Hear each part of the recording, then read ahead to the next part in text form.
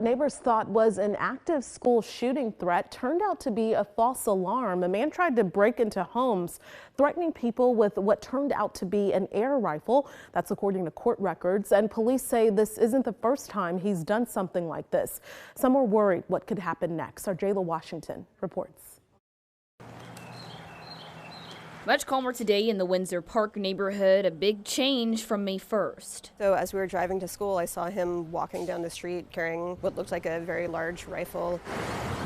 He was wearing tactical gear. My little boy was so scared that this man was going to follow him to school and shoot up his school. This is the woman who called 911, who asked us not to identify her. Around 8 in the morning, about a week ago, she says she saw who police have identified as Austin Mullins carrying what turned out to be an air rifle. I just saw a man who looked very erratic carrying something that looked, to my eyes, just like an AK-47. It didn't have like an orange tip or anything. According to court records, neighbors spotted him toting his gun near these schools, pointing his weapon at homes.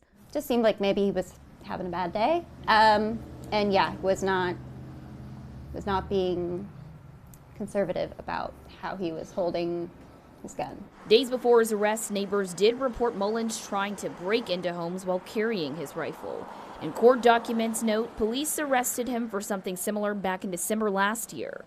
Neighbors are now worried what he might do next. Being released is certainly, something's going to happen in the future, especially on a Class B misdemeanor. You can only hold them in jail for so long. Logan Campbell, a criminal defense attorney, says a judge could decide Mullins isn't allowed to have firearms anymore.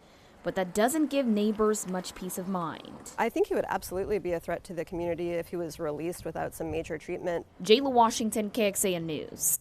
And police arrested Mullins in less than 10 minutes, according to court documents. Because he was found so quickly, no schools were put on lockdown. We did reach out to Mullins' attorney, but have not yet heard back. His court date is pending.